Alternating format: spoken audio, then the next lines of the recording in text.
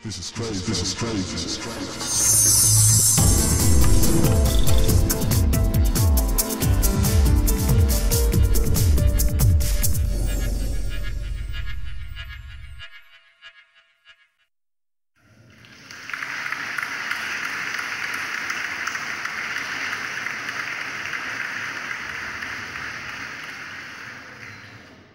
Welcome to the Pep Talk UK Sports Podcast, the show that offers up the hottest debate on some of the current stories in the world of sport.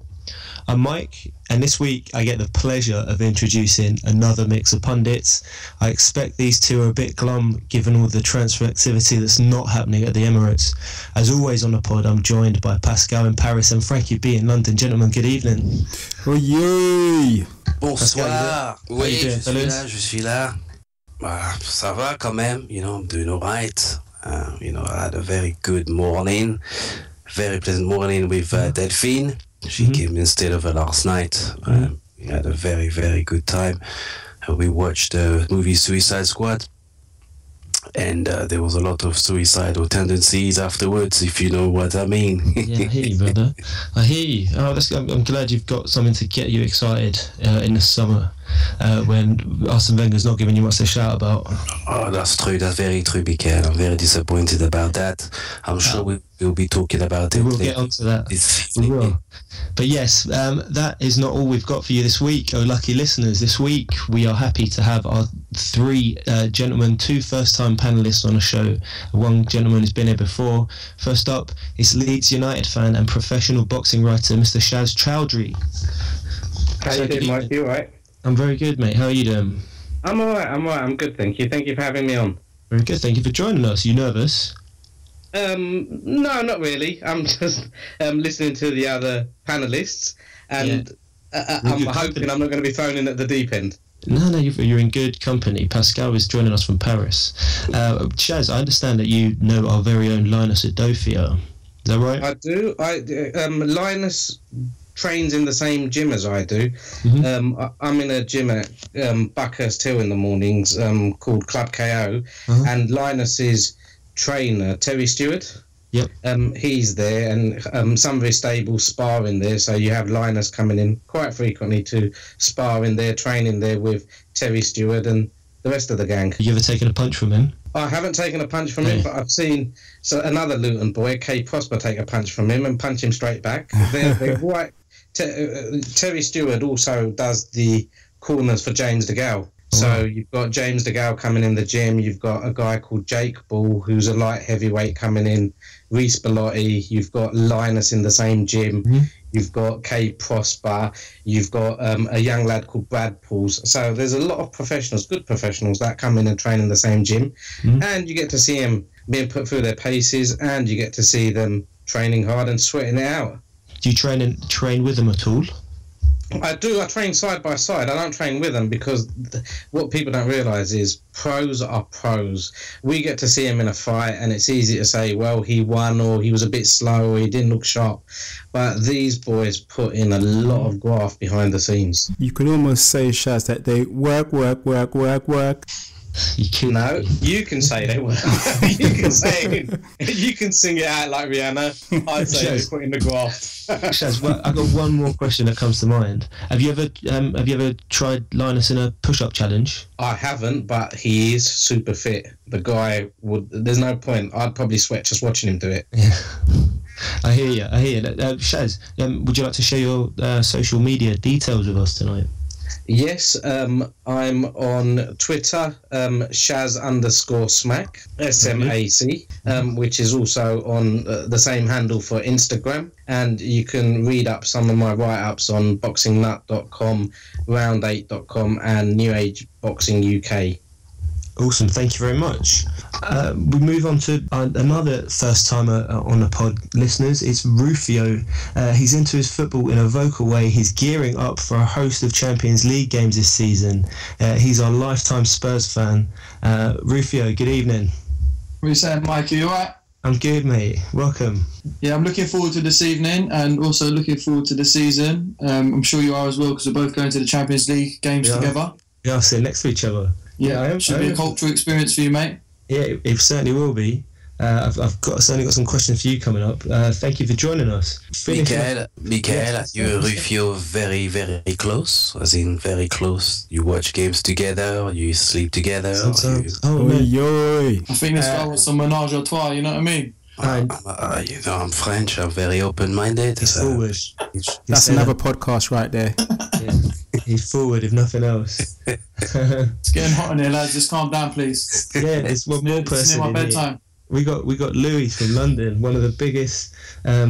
He's from one of the biggest Chelsea fan channels on the internet. Obviously, it's Chelsea fan. Louie, how you doing? Good evening. Not too bad. How are you? You all right? Very good. Thank you. Louie, would you like to share your social media stuff with us tonight?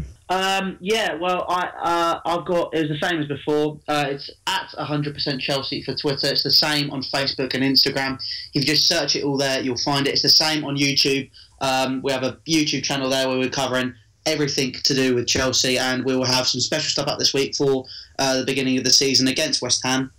So yeah, go sub to us on YouTube, and also on one of the first video you see, follow the link in the description to follow to join the Fantasy Football League, which would be absolutely brilliant if you could do that, and I hope you guys can leave that in the description of your video as well. That'd be sick. Thank you very much, Louie. Now, fellas and listeners, of course, this week is different. This week, in the last days before the collision with the tidal wave of Premier League and top-class football that is coming our way, we are joining in the ever-building excitement. Pascal, you can't see him, but Pascal is salivating at the lips. Frankie B is ready to burst. It's time, gentlemen. Time to get down to Premier League. Who should we begin with? Let's go with the Championship supporting side supporting Shaz. Shaz, what do you make of the upcoming start to the Premier League? Are you ready? Well, I am ready to watch it from a distance, but I'm more interested in what my team's doing down in the Championship, and with aspirations to one day be back where we belong. Do you see it coming anytime soon? We can always hope. Every year I say this is our year, and every year I then sit there at the end of it crying. But I am excited by Jose going to United. I think him bringing Ibrahimovic. There's a lot of good players coming in, and it will be entertaining this year to see how they get on, how City get on, how Arsenal get on against the champions, Leicester. You put your money down? It's too open. I hate to say it. I really do hate to say it. I've got a feeling it's going to be Man United's year. Mourinho left Chelsea and is a bit of a wounded animal in my eyes. And I think with him bringing in certain players, spending the money, I think it might be Man United's year. As much as I hate to say that. It might be. I mean, talking about your team for a moment, there's a chance that you boys might be lifting some silverware. Currently leading 2-1 against Fleetwood Town. Has it gone to 2-1? It was 1-1 a minute ago. Yeah, 2-1. That's good, but it is the first round, so there's a long way to go there. And to be honest, I'd rather we concentrate on the league and get ourselves back to the Premier League than win these trophies. Yeah, but you're in it, so there's a shout. We're in it. It's just good. It'll be good. We had a poor result over the weekend at Loftus Road, losing to QPR. It'll be good for the boys to gel, put some goals behind them, and start building on some of that team spirit and the shirt, and start playing for the shirt. It is a bit of a new side. We've had some new signings. We've got a new manager in there, in Gary Monk. So all we can do is hope and pray. Yeah. Now, going back to Man United have lifted some silverware, the first silverware of the season domestically, beating Leicester in a Community Shield final, or the Community Shield rather. Rufio, did you watch it? Yeah, I did watch the match. I was actually more impressed with Leicester. I thought they had a new signing, Nigerian lad. He looked really, really good. Yep, Musa. Yeah, the lad definitely looked good. I also thought, Ibrahimovic, I think he'll bring something special to Man United this year, because I think he's a natural leader, and I think they've got some talented young players, and I think hopefully he'll bring them some confidence. I think the thing for Man U is they just need to get Rooney out of the team, because the guy's a joke. I don't know what they're carrying that fat potato about for, but he needs to go, because how is he keeping out people like Martial? It's just ridiculous. But I think Mourinho has got the balls to kick him out. You reckon? You see it coming? Yeah, I think he'll keep him in for a little bit, but eventually he'll have to go. I mean, he's completely past it. I don't know why he's still knocking around. I think the only reason they keep him is because of marketing value. And surely he must be losing that. I mean, they've got Pogba now. He's the one that's going to sell the shirt. So I disagree. Rooney's past it. Louie, what do you reckon? Agree with what you're saying about Rooney. Rooney is not past it. As a striker, I agree, but he's not playing as a striker. If you saw, Mourinho's adopted the system. He won a league with at Chelsea, where he's gone one big man up top in Ibrahimovic. He's playing Rooney in behind as a midfielder. Rooney as a midfielder, in my opinion, is decent. He's good quality, and he's the club captain. You've got a spine to build around him. He understands Manchester United. He understands what they're about. That team's hungry again, and you need somebody who has experience in that team to really lead them forward. You can't just have a load of young players because, it's famous last words from Alan Hansen, but, since then it's been a bit of a struggle for him. You can't win anything with kids. And to have that experience in the side with Ibra, with Wayne Rooney, with Michael Carrick, with all these players which can bring so much to the side, I think I completely disagree. There is now a lot of marketing value at Man United. I would agree with that. If you look at it from the perspective of what they've done with Pogba, how they got Stormzy involved, they had Adidas running through it the whole time. Yeah, I was enjoying that. It was some pretty stylish marketing, and I'm very jealous. I thought it was all really, really good. But I think Wayne Rooney still has a lot to give to that team. Can you name one game, Louis, last season where Rooney had an absolute blinder? FA Cup final, I thought he played quite well. He did one good cross at the end of the game, and all the pundits were going mad about it. But you want me to give you one example? I can give you more than. But I'm not convinced by that FA Cup final performance. You asked for one game. I've given you that game, so that's where I thought he played well. I thought we had a decent game against Wales at the Euros. There have been games where Wayne Rooney has performed as a central midfielder. But Louis, like as if we can agree that Wayne Rooney for a while has been heralded as one of England's best players, and as captain of England, as leader, as top class striker for Man United team, should having the odd game here and there be enough? Or can we still look at Wayne Rooney as that top class contributor? Like, a decent game against Wales is not befitting of someone who comes with Rooney's tagline. Well, I think it's Rooney is the player who should be starting for Man United. Does he not need to live up to the billing that he once had, rather than just go on I'll have one good game in 5 or one good game in 10 in a profession where the top strikers are getting you a return of a goal every other game? Yeah, well, I think he's not good enough for that. So now we're dropping him back into midfield. What is his contribution? What does he need to? Is it time to stop looking at him as a top class player, or is it going to happen? Well, no, he's in my opinion, he's still a top class player. He just needs to adapt a bit more. He needs to have he needs to adapt to that central midfield role, that number 10 that he plays. I think last season, let's be honest, that Man United side was a very, very stifled team. They were very average. The way that they played under Van Gaal was boring. It was. I understand why people thought we played boring, but I mean, come on, last season that was absolutely ridiculous from Man United. It was so poor. And it's like you're saying about Mourinho being a wounded beast. I think that whole Manchester United side is a wounded beast. It's a whole wounded animal in itself. And I think Wayne Rooney is probably one of the ones which is hurting the most, probably along with Michael Carrick and the guys that were there for the Fergie days. Do you know what I want to see, Louis? I want to see Chelsea versus Man United this season. There's going to be quite a bit of an edge to that game, for sure. Oh yeah, 100%. I'm not looking forward to it because I just don't want Mourinho to come back and do us over at the bridge. Yeah. But there is going to be a very, very massive. There's going to be a big edge to that game. And it's going to be a case of see how we deal with it. I have a feeling we will be very defensive, but I think Mourinho already knows that, because let's be honest, Mourinho has left this huge mark on the club with his defensive style, with his mentality. And even when he wasn't there, it was tough for managers to break it down with players like Drogba, Terry, Lampard, having that Mourinho loving in the late 2000s. I think probably one of the only managers who found it easy to break into that and to basically go along with it was Carlo Ancelotti, because he's a renowned man manager. But I think for us going into that game against Manchester United, it's going to be very, very tough to see. Louis, just a quick question. Do you think that Mourinho will take this game quite personally against Chelsea? Or will it be just another game for him under a different club, different culture, and so on?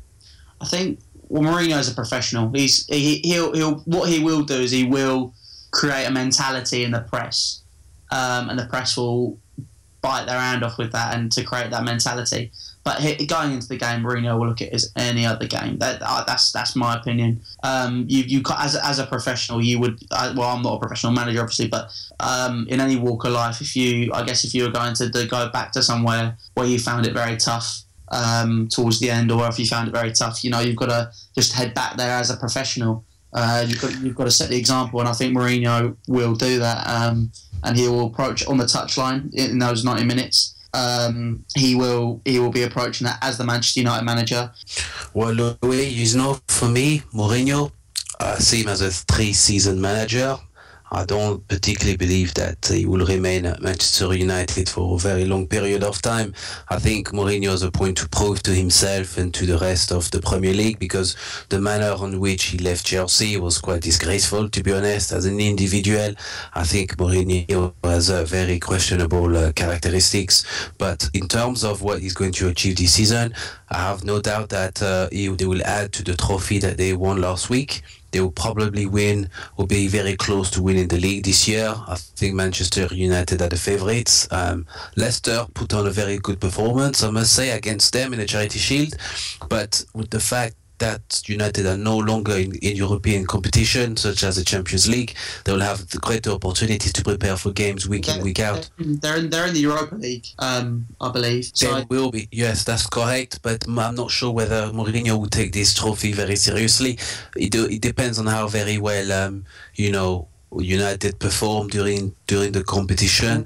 But if there's an opportunity for him to win the league, I expect Mourinho to concentrate on that and to concentrate on retaining the FA Cup. I think for Mourinho has always looked at securing a trophy because he wants to bring in that winning mentality at all costs. So expect Manchester United to field very good players at every opportunity possible just to prove a point. But Manchester United fans are becoming very arrogant and gloating before the time has come. And I think they should realize that Mourinho still has a long way to go before he can claim that he's the king of Manchester. There still are very much some interesting happenings in the Premiership in England. There's some very interesting teams strengthening, buying some good players. Everton, have been taken over recently by a Chinese consortium. There's a lot of investment. There's still a lot of eyes waiting on Arsenal. We are hoping that Wenger will make an acquisition.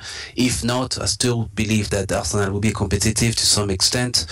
Therefore, it's not too guaranteed. It's not all in the bag for Manchester United. Well, yeah, I'd agree with that. I don't think it is already in the bag for Manchester United. However, what I would say is I feel that United fans have a right to gloat. They've probably got one of the best central midfielders in the world.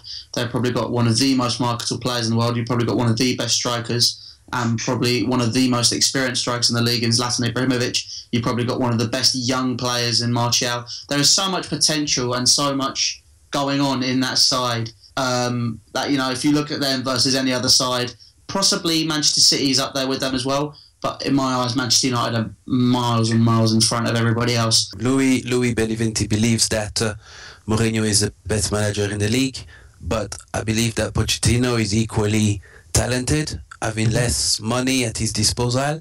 There's an opportunity for Pochettino to claim that spot, give Pochettino the opportunity to manage Manchester United. What could he have done? And this question, Mr. Rufio.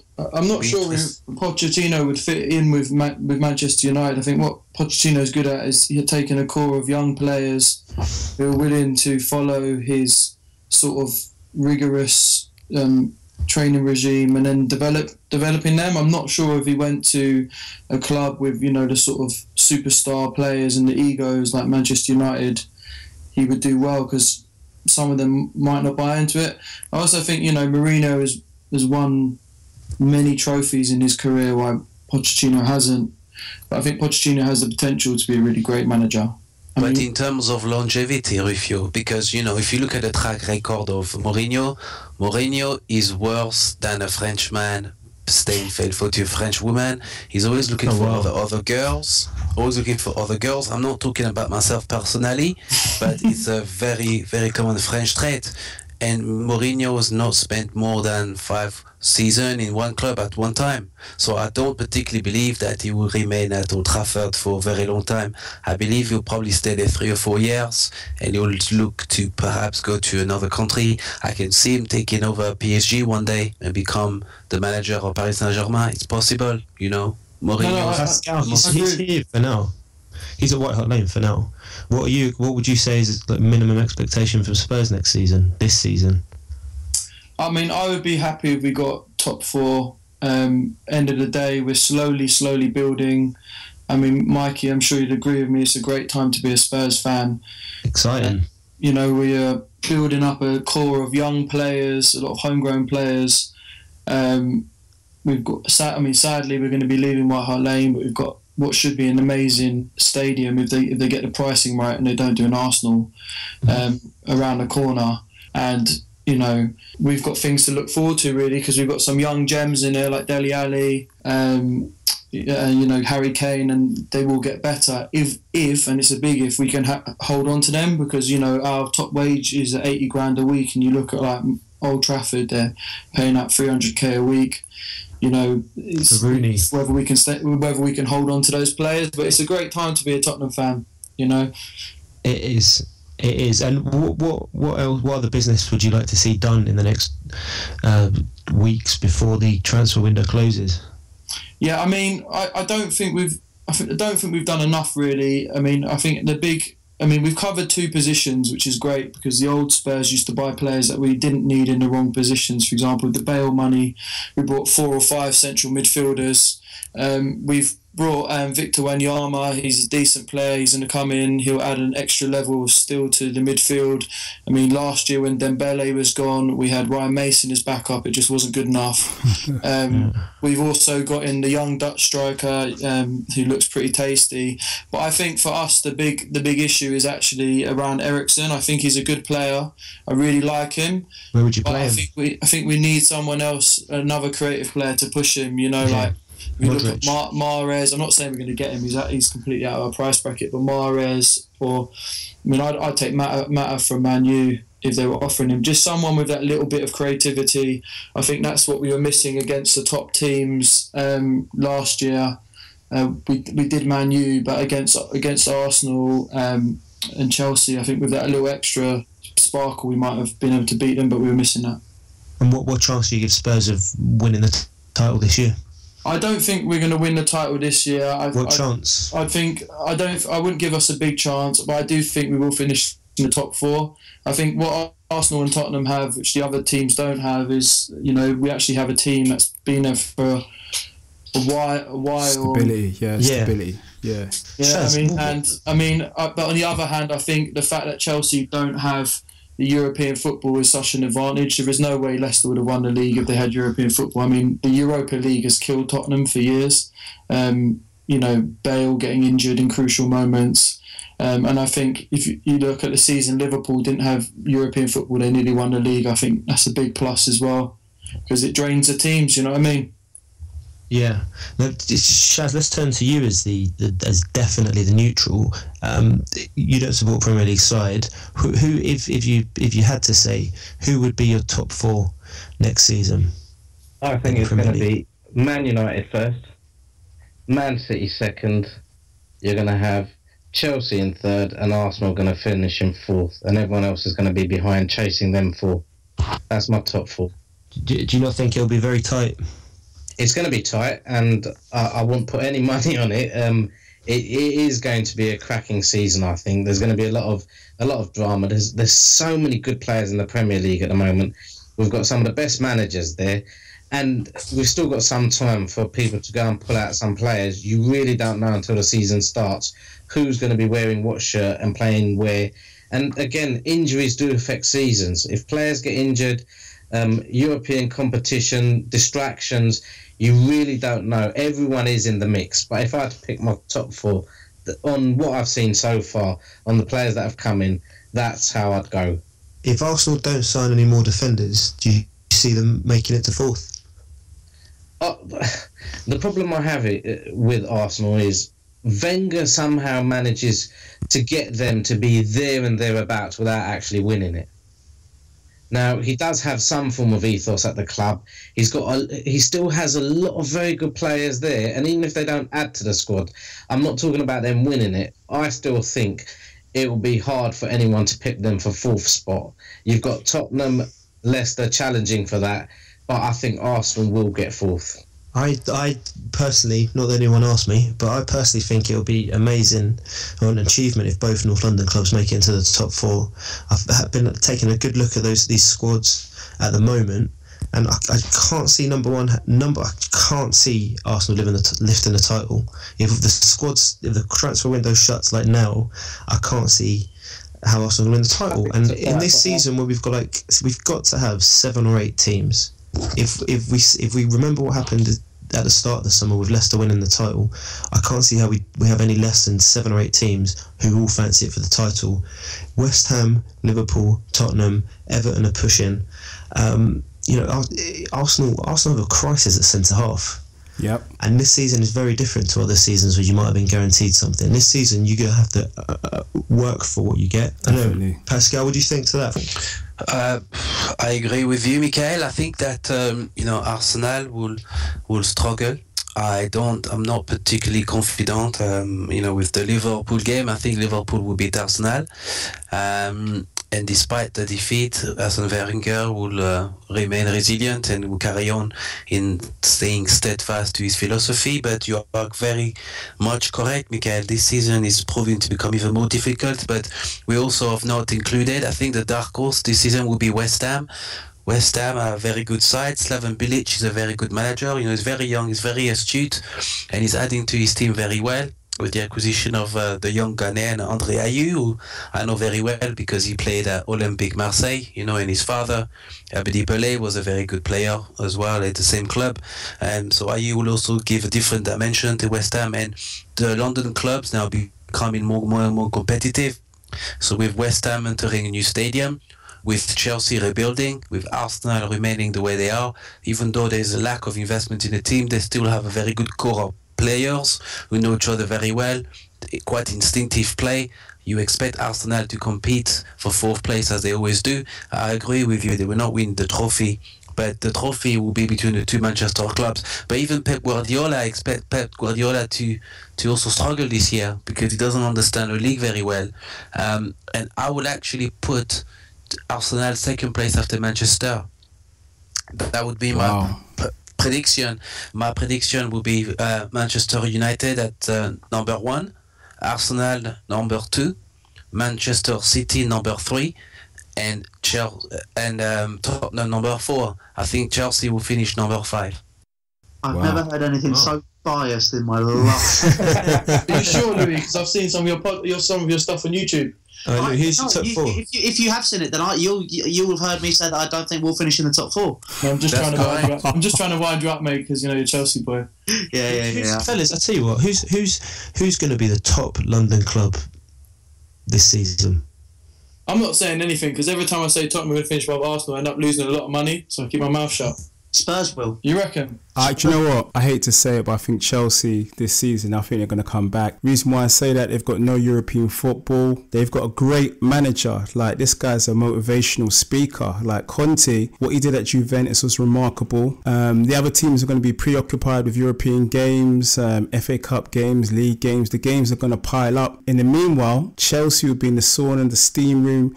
They'll be relaxing before games, and I think they're going to be fresh, and I think they're going to nick quite a lot of points off the radar. I'd love to agree with that. I just don't think we've strengthened enough of the areas that needed strengthening this summer. It's great signing Batshuayi and Kante. I just feel that we needed to sign a left back, we needed to sign a centre back. You would have moved Aspilicueta over to the right hand side.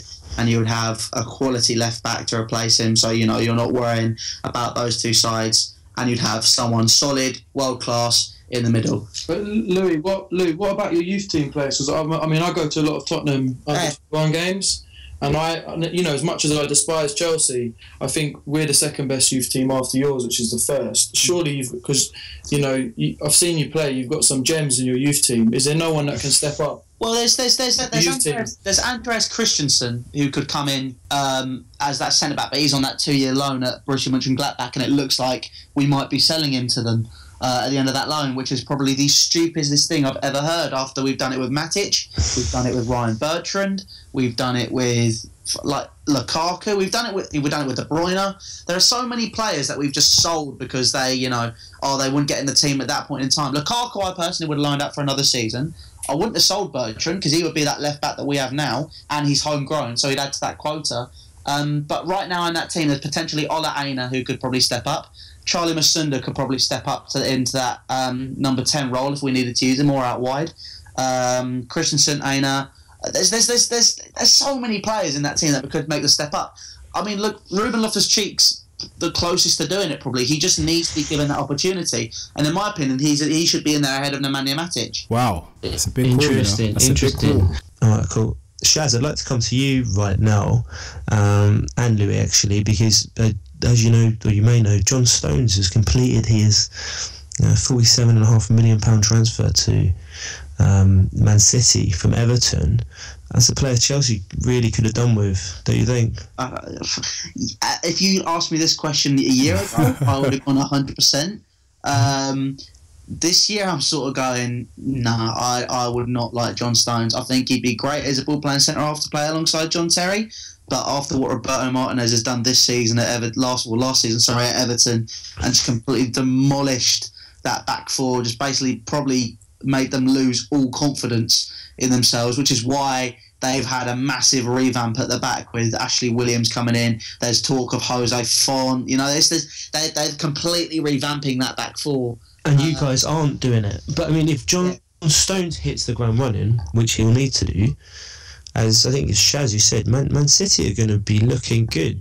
Don't you reckon, Shaz? I think they are going to be looking good, but I think that was a very good bit of business by Everton to release him for that money, to now go and get 2 or 3 quality players to bolster their team, because that Everton had a proper wobble last year, weren't looking good at the back. But Man City, if he gels and he settles in there, he could be what United has had, because the boy has everything it takes. He's composed on the ball, he's got good passing ability, and he could be the next Rio Ferdinand. I'd agree with that, yeah, 100%. I think he reminds me a lot of Ferdinand. I think there's very few centre-backs that have the ability to bring the ball out, spray it around, and he looks composed. Yeah, he's still young, he made a mistake, but whether Man City can groom him into a great player, only time will tell. If anyone can do it, Guardiola. Yeah. Pascal, what do you think to all of that? Joe Stone, I really like him. You know, I think he's a very good young prospect. And you know, under the tutelage of Pep Guardiola is very good at developing players. You know, he's very good at managing stars and developing players. And under his management, I expect John Stone to become very good at what he does. And he's good for the English team. I think to have a player like Joe Stone to play at the highest level, to also familiarize himself with the Champions League and top competition week in, week out. So I expect John Stone to become a revelation for English football and for the England team. And I do hope that you know, Manchester City can give Manchester United a very difficult time this season, because I do not really want United to walk back inside the podium and to take the trophy just like that. I want them to sweat for it, and it would be good for Pep Guardiola and his new ensemble team to give other Manchester clubs some competition. And Joe Stone can provide that level of defensive ability that we've seen in Bailly so far, who's proving to become a good acquisition for Manchester United, and I hope that John Stone can have the same immediate impact with Manchester City. Just to add to that, I think the dream partnership is to pair up Stones with Kompany. You know, Kompany's when he's on his game, he's one of the top defenders in Europe. And I think when he's playing, that is, in inverted commas, I think when Kompany's back, and John Stones gets to play a few games with him and picks up, the basic principles of defending, I think you've got a very, very good partnership. You've got the old head Kompany, strong defender, and you've got the ball-playing centre-back, John Stones. It seems like a match made in heaven. Do you fellas think that, Shaz, you spoke about Everton bolstering their squad with investment. Do you think Yannick Bolasie is the right buy? Do you think he'll be dangerous next season for them? I think he will be. I think he'll fit right in there. Everton have always been quite attack-minded as well. I think they've got a good little club there, but even with their signings, I don't think they're going to break into the top four. I think they're going to be there and thereabouts. I think they're going to be in and around just challenging Liverpool. Their main game of the season will be the Merseyside derby. But I just don't think there's going to be enough there, even with the money they get from Stone. They were just too far away last season. They've got a lot of work to do this year just to make up some of the ground they've lost. But as you said, we don't know who's going to be playing on what shirt yet, so there's still time for them to do something. And pretty much anything will be an improvement on last season, right? Of course. Yeah. Now, Lamina Kone is also being targeted by Everton. We know that West Ham are looking for a couple of players in key positions. Andre Ayew, to whatever signed, West Ham United have signed Andre Ayew from Swansea for 20.5 million. There's talk of other strikers moving around the league. Wilfred Boney, there's talk of him. I'm sure you Arsenal boys have seen. There's talk that Arsene Wenger might make a move for £30 million rated Wilfred Boney. Frankie, you happy with that? Yeah, I'm really excited. I'm going to have a party this weekend. You coming? There's lots of parties this weekend, Frankie. Mate. The Wilfred Boney party. This is what I don't like about Wenger. Yeah, the bargain basement shopping. Like, why are we going to buy Boney? I mean, what is he going to offer that we don't have in our team at the moment? Like, Man City don't want him, so why are we buying him? This is why the fans are in absolute rage at the moment with Wenger, right? He needs to just go out there, put 70 mil on the table for Lukaku, for Lacazette, and just get the business done. Let's let the team evolve and give the team what it needs. Like, Boney's not that guy. Boney's not that guy in your view, Pascal? I agree very much so. Wilfred Boney is very strong. Let's not forget, Arsene Wenger was very fond of African players. When he was the coach at Monaco, he discovered George Weah, who became one of the greatest African players of all time. So I can understand why Wenger is interested in Boney. He's typically African, typically strong, very powerful, and he can score goals.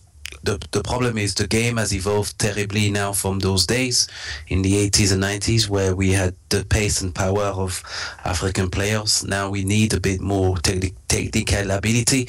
And Wilfred Boney, when I see Wilfred Boney, he reminds me of a gentleman that should be at the weightlifting competition in Rio.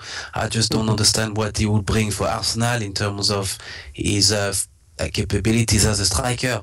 What really annoys me, as Frankie B rightfully said, is Wilfred Boney was never at one point related to Arsenal this summer. We were trying to buy Vardy. Vardy decided not to come to Arsenal. Then we were trying to look at Icardi. Icardi is not coming to Arsenal. There were talks of Higuain coming into Arsenal, and yet again that failed. Lacazette, fantastic player, didn't make the French squad. Great opportunity to buy a player, international player, at a discount price. £40 million will secure his services.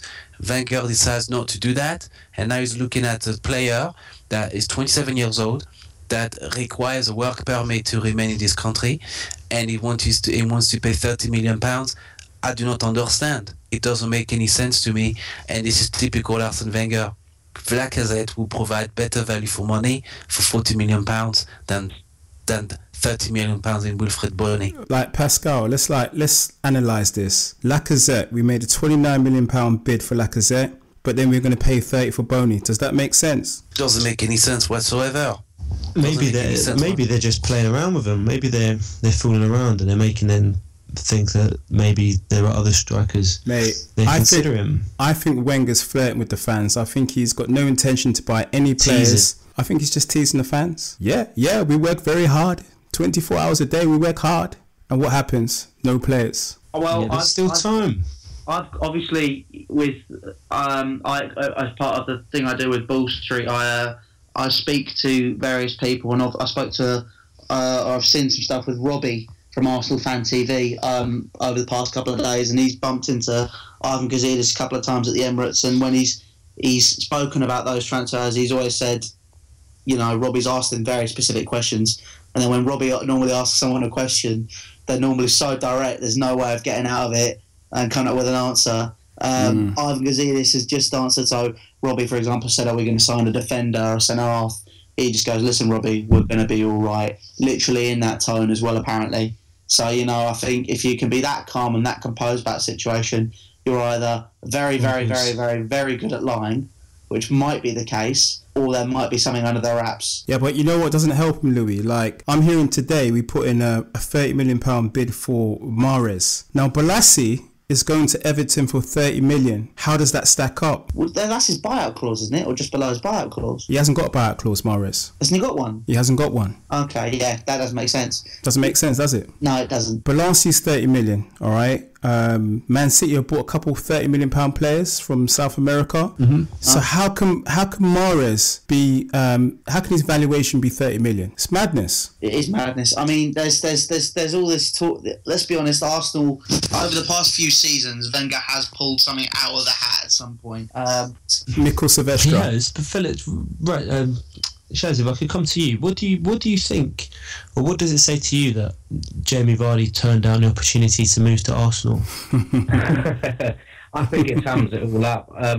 I think I really like Arsene Wenger as a manager, and I've always respected him. But his transfer policy, going back a little bit to when he was trying to do that Suarez deal, it's just been wrong. Apart from him buying Ozil in recent times, and I don't think he's really had the marquee player. He's been able to attract the marquee players, and as anyone that's an Arsenal fan, I just look at him and I feel sorry for him. I think it's time Arsene retired and moved on. Fergie did it at Man United. I can't see why Arsene Wenger's still hanging about.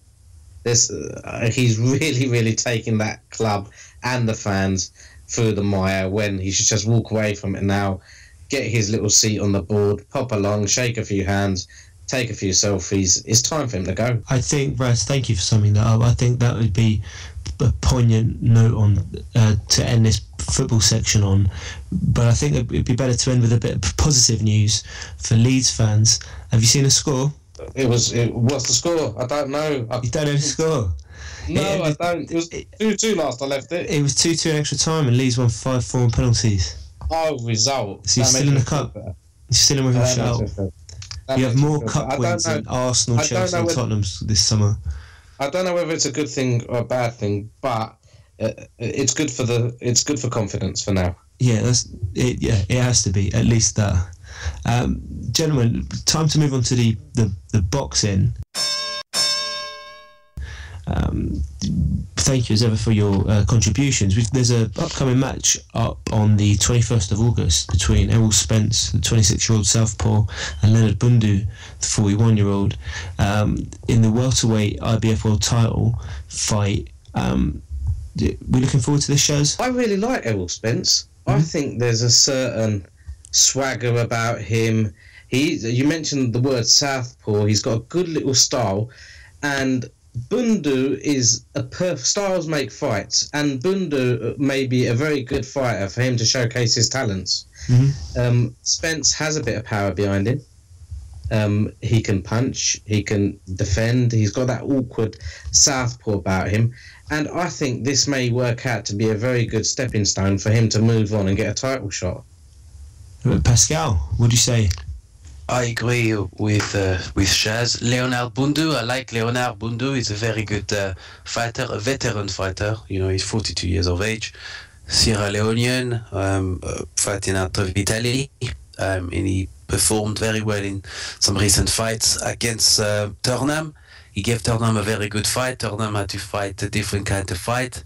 And I admire the tenacity of Leonard Bundu, but I expect Errol Spence to inflict a good performance. There's a lot of attention on Errol Spence. Floyd Mayweather has, tipped him to become a champion one day. And to some extent, perhaps Shaz will have some commentary to do on that. But, this might have motivated Brook to take the Gennady Golovkin fight, because when you consider that the fight is an IBF welterweight eliminator fight, this would have meant that Errol Spence is on his way to fight Kell Brook. Kell Brook will have had to defend it as a mandatory. And Errol Spence, could give Kell Brook a very, very good fight. He's an Olympian fighter, lost in the quarterfinals, very well groomed, physically very strong, tenacious. During the sparring sessions with Floyd Mayweather in his training camp against Pacquiao, Mayweather tipped him to become a star. When you have all these ingredients together, you can see that we are in for a treat, and he's going to become a very good fighter. So in my opinion, Kell Brook did the right thing in taking a fight with Gennady Golovkin, and Leonard Bundu is in for a good interesting fight with a young lion coming in, Errol Spence. And who are you leaning towards? For the sake of boxing, I would like Errol Spence to succeed, because I like Errol Spence. He's a young, tenacious fighter.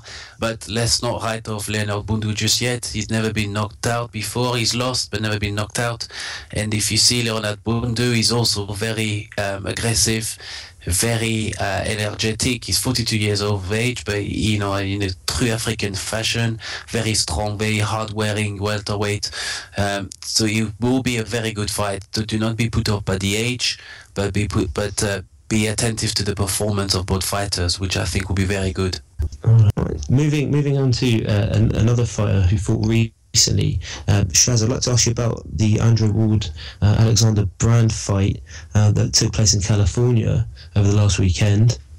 What was your impression? It's a bit of a mixed impression, because I'm looking at this fight in context. The fight overall was not an impressive fight. Andre Ward was keeping his distance, throwing his punches, and did enough to win on points. But his fans and people around the world wanted Andre Ward to make a statement before his upcoming fight, or the super fight against Sergey Kovalev. That just didn't happen. But without overly... A boring performance? Yeah, in essence it was. If you look at Alexander Brand, this is a guy that's a lot smaller. Ward is a lot bigger, has the caliber behind him. He should have put this guy away, I feel. If Brand was in with other people around in that sort of weight division, they would have put him away.